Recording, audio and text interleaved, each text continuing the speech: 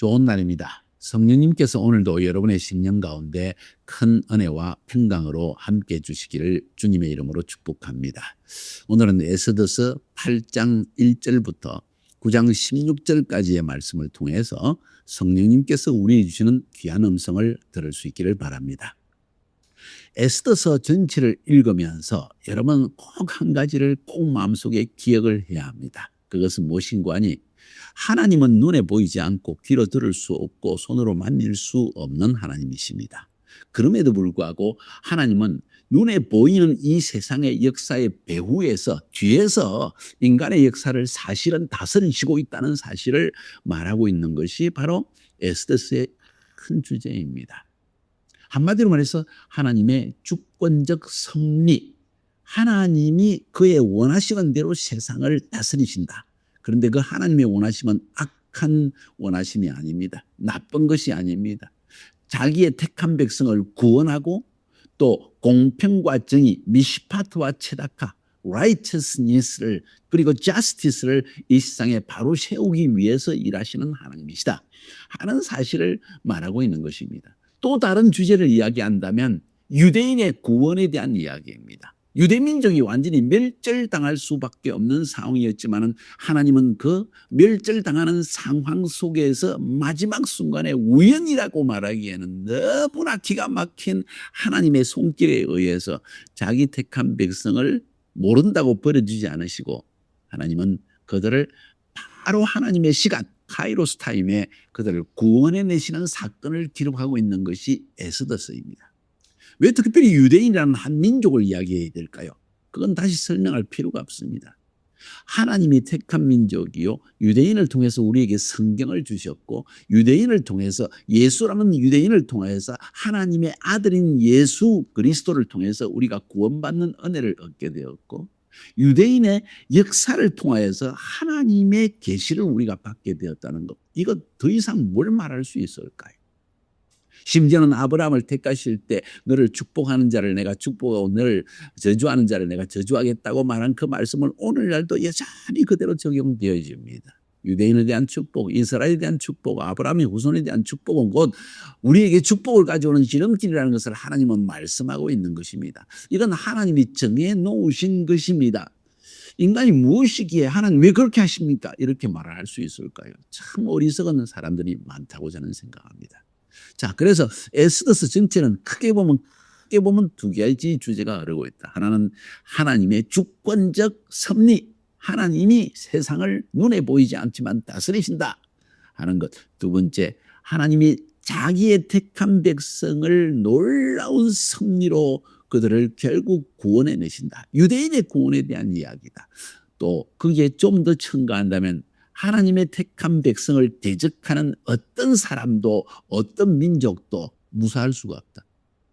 결코 평안할 수가 없다. 반드시 하나님의 심판을 받게 되신다 하는 사실을 지금 오늘 성경 전체는 에스더 전체는 우리에게 말하고 있는 것입니다. 성경 전체 특별히 이스라엘 민족만을 위해서 이런 일을 사건을 이야기한 것은 없습니다. 에스더서가 유일하다고 말할 수가 있습니다.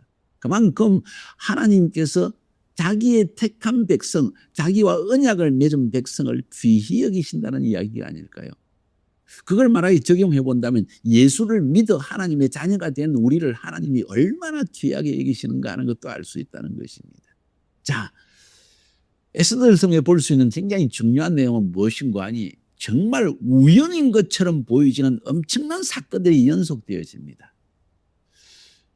이름 없는 유대 여자 에스더라는 사람이 페르시아 제국의 황제의 왕후의 자리에 올라가는 것. 수많은 여성들의 이 모든 경쟁을 물리치고 가장 아름다운 여인으로, 가장 덕스러운 여인으로, 가장 지혜로운 여인으로 피태감을 받게 되었다. 이거 우연일까요? 뭐 그럴 수 있겠죠. 누군가 한 명은 어차피 되니까 그게 유대인이 되었다고 말하면 될 수 있겠죠. 그러나 결코 우연일 수가 없습니다.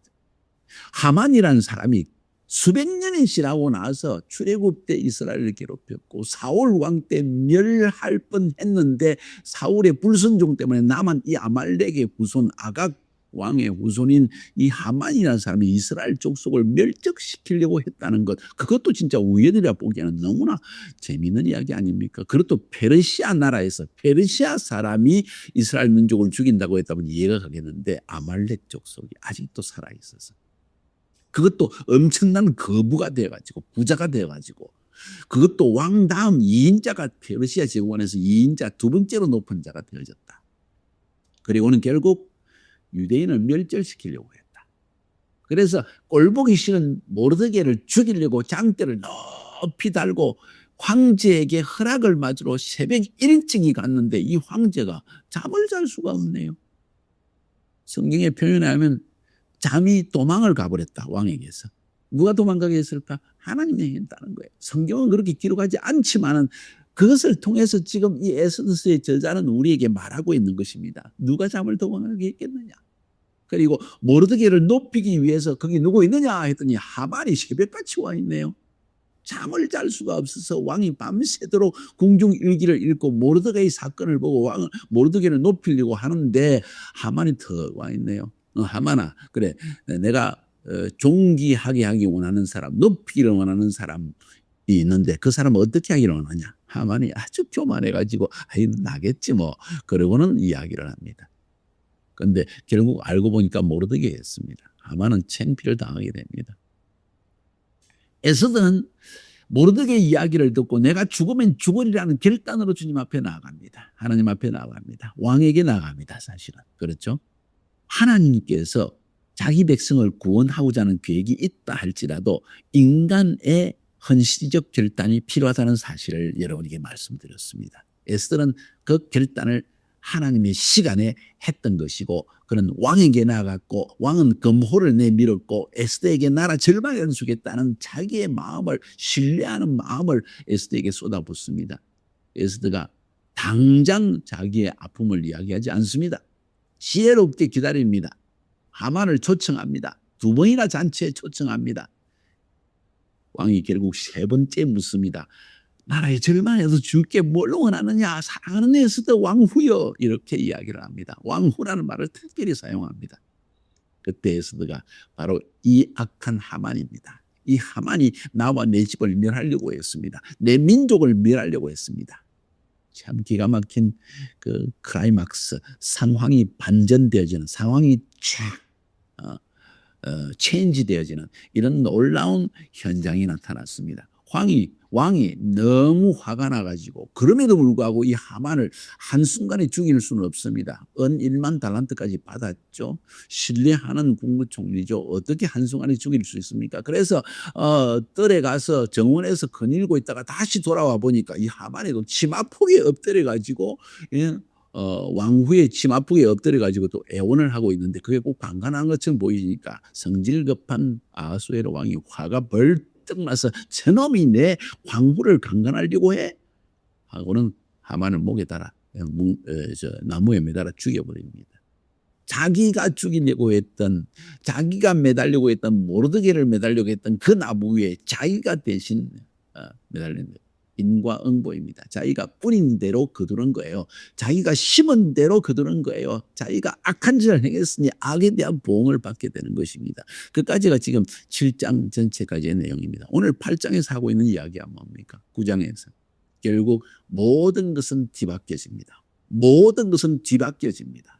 하만이 유대인을 죽이고 모르드게를 죽이려고 했는데 하나님은 모르드게를 높이시고 그리고 유대인을 살리시는 엄청난 계획을 세우고 있다는 것입니다. 그것이 구체적으로 어떻게 일어났는지를 보여주는 것이 8장 1절부터 9장 16절까지 이야기입니다. 16절 이후 17절부터는 시작해 9장 17절부터는 불임절이 어떻게 제정되었는가의 이야기입니다. 그건 내일 여러분과 결론적으로 하기를 원합니다. 8장에 보니까 하만이 이런 반역을 행했기 때문에, 반역이죠. 왕후를 죽이려고 하는 계획이라고 볼 수 있으니까. 그래서 하만의 재산을 몰수해가지고 왕이 그걸 몰수해 왕의 것입니다. 그것을 에스더에게 줍니다. 에스더가 그것을 모르드게에 맡겨가지고 관리하게 합니다. 그리고 에스더가 왕에게 사실은 내가 유대인이요 모르드게가 나의 바로 사촌 오빠인데 마치 아버지처럼 나를 양육시켜서 내가 이렇게 왕 옆에서 이렇게 섬길 수 있는 기회를 만들어낸 사람이 이 사람입니다 하니까 왕이 너무 기분이 좋아가지고 모르드게를 바로 이 하만의 자리, 그러니까 이 페르시아 제국의 제2인자 자리, 두 번째 가장 높은 자리로 올려버립니다. 그때 에스더가 부탁을 합니다. 황제님 부탁합니다. 앞에 내렸던 칙령을 거두어 주십시오. 무효화시켜 주십시오. 하니까 황제가 뭐라고 이야기합니까? 무효화는 안 된다. 황제의 칙령은 바꿀 수가 없는 것이다. 왕이 변덕스럽게 이랬다 저랬다 할 수 없는 것이 아니냐. 그러니까 내가 반지를 주마. 이 말은 모르드게에게 너에게 모든 전권을, 모든 권한을, 모든 라이트를 내가 너에게 줄 테니까 어떻게 해서든지 이 너희들 민족과 너희들을 구원하도록 해라 하는 이야기를 던져줍니다. 모르드게는 지혜롭게 생각을 합니다. 이미 아달월 그러니까 12월 13일에 유대인을 완전히 멸절시키라는 왕의 칙령이 페르시아 제국 전체에 나갔습니다. 인도부터 이디오피아까지. 그러니까 동양부터 서양이 아프리카까지 완전히 대제국이니까 그 칙령을 전달하는 데만 적어도 한두 달 걸리지 않았겠습니까? 그런데 이제는 이 일을 어떻게 할 것인가? 벌써 2달하고 열흘이 지났습니다. 3월 23일에 이 일이 일어났으니까 오늘 이 8장의 이야기가 2달 열흘이 지났습니다. 앞으로 이제 9개월쯤 남았습니다. 9개월이라는 시간이 아직 남아있지만은 각 페르시아 제국에 흩어지는 유대인들은 큰 두려움 속에 살고 있습니다. 지금까지는 두려움 속에 살고 있습니다. 그래서 이들을 구원하기 위해서 모르드게 한 일이 무엇입니까? 왕에게 허락을 얻어서 편지를 왕의 이름으로 칙령을 써서 급하게 페르시아 제국 전체에 말을 타고 그 사람들을 보냅니다. 그 내용은 무엇인가 하니 12월 13일에 유대인들은 함께 모여서 자신을 스스로 보호할 수 있고 자신을 공격하는 그 대적들을 오히려 멸절시키고 죽이고 할 수가 있다 하는 조서를 작성해서 왕의 이름으로 반지는 바로 도장을 의미합니다. 도장을 인쳐서 제국 전체 급속도로 내어보냅니다. 할렐루야. 승리의 역사가 일어나는 것입니다. 왜 이런 조서를 썼을까요? 한번 왕의 칙령이 반포되면 그것은 변개할 수 없기 때문입니다. 그래서 12월 13일에 유대인의 대적들이 유대인을 멸절시키고 재산도 몰수하고 완전히 죽여버릴 수 있습니다. 그래서 그것을 바꿀 수는 없지만 동일한 칙령을 내려서 그날의 유대인들은 자기끼리 모일 수 있다. 하만이 왕의 이름으로 칙령을 보낼 때는 유대인들은 함께 모일 수 없는 것으로 되어 있습니다. 그러나 이제는 유대인이 모일 수 있다. 모여서 자신을 스스로 보호할 수 있고 자신을 공격하는 대적들을 오히려 공격할 수 있다는 칙령을 만들어냅니다. 두 번째 칙령이 내려갔습니다. 그 소식을 들은 수상궁의 사람들, 모르드게가 이제는 왕국의 제2인자가 되었다는 사실을 듣는 순간 기쁨이 충만하였다 하는 이야기를 8장 마지막 부분에서 우리에게 들려주고 있습니다. 왜 이런 말을 우리에게 할 수 있을까요? 17절에 보세요. 왕의 조명이 이르는 각도 각읍에서 유다인이 즐기고 기뻐하여 잔치를 베풀고 그날로 명절을 삼으니 본토 백성이 유다인을 두려워하여 유다인이 되는 자가 많더라. 자, 기쁨이 충만하였다. 악인이 득세하면 백성들이 슬퍼하고 어둠 속에 지나게 되지만은 의인이 득세하면 의로운 사람이 높은 자리에 올라가면 온 성이 온 나라가 기뻐하게 된다는 사실을 우리에게 말하는 것이 아닐까요? 바로 그것입니다. 하나님은 이렇게 공평과 정의, justice와 righteousness로 세상을 다스리시는 하나님이라는 사실을 말하고 있는 겁니다. 하나님이 세우신 의인이 득세할 때 나라의 온 백성이 기쁨이 충만하게 된다. 9장 1절부터 16절까지 해보니까 그것만으로는 안 되겠다는 생각이 듭니다. 왕이 묻습니다. 이제 벌써 수산성에만 500명이 죽고 페르시아 제국에 7만 5천 명을 다 죽였다고 한다. 에스야 더 원하는 게 뭐냐 하니까 에스가 당장 이야기합니다. 황제여 죄송하지만 하루만 더 시간을 주십시오.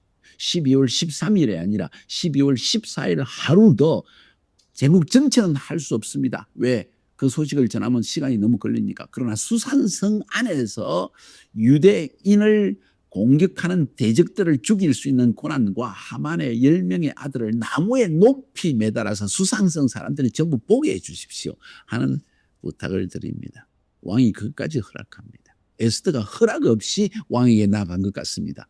그래서 나아가니까 황제가 아수르 왕제가 이 금호를 내밀었다고 하는 거 보니까 또 한 번 에스더는 아주 위험을 무릅쓰고 왕에게 죽으면 죽으리라고 나갔던 것입니다. 왜 그랬을까요? 한 번 죽이는 것으로 부족했을까요? 그럼요. 유대인을 해하고자 하는 그 당시에 권세자들, 돈 많은 사람들, 권력이 있는 사람들이 많았다는 것입니다. 그리고 그 하루 만에 12월 13일 하루 만에 그 사람들을 다 없앨 수가 없었기 때문에 하루를 더 부탁해서 이 일을 행하게 되었다 하는 이야기가 9장 16절까지에 적혀있는 내용입니다. 이렇게 해서 하나님은 이스라엘 백성들, 바벨론에 포로잡힌 유대인들이 다시 페르시아 제국 안에서 위상을 급속도로 높이는 일을 행하셨다. 모르드게가 유대인이 되고 나니까 12월 13일에 첫 번째 황제의 칙령에 의하면 유대인을 죽일 수 있었고 두 번째 황제의 칙령에 의하면 유대인이 자신을 보호할 뿐만 아니라 자기를 공격하는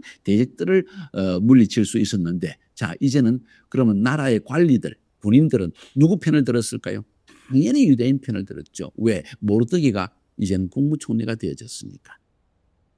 심지어 많은 이방인들 가운데 스스로 유대인이 되기를 결정한 사람도 많았다 하는 이야기를 들려주고 있습니다. 자, 이 이야기 잘 들으세요. 하나님은 역사의 배후에서 뒤에서 우리 역사를 다스리시는 주권적 섭리하는 것이다. 하나님은 자기의 택한 백성을 결코 버리지 않으시고 구원하시는 하나님입니다. 하나님은 오늘 에스더에서 볼 수 있는 하나님은 공평과 정의로 세상을 다스리시는 하나님이시다. righteousness와 justice로 세상을 다스리시는 하나님입니다. 그리고 하나님의 공평과 정의를 실행할 수 있는 사람을 하나님은 세우신다. 이런 놀라운 진리를 우리에게 들려주고 있습니다. 여러분, 악한 일을 행하지 마십시오. 하나님 앞에서 바른 일이 무엇인지를 아십시오. 그걸 알고 싶습니까? 하나님의 율법을, 하나님의 말씀을 배워보십시오.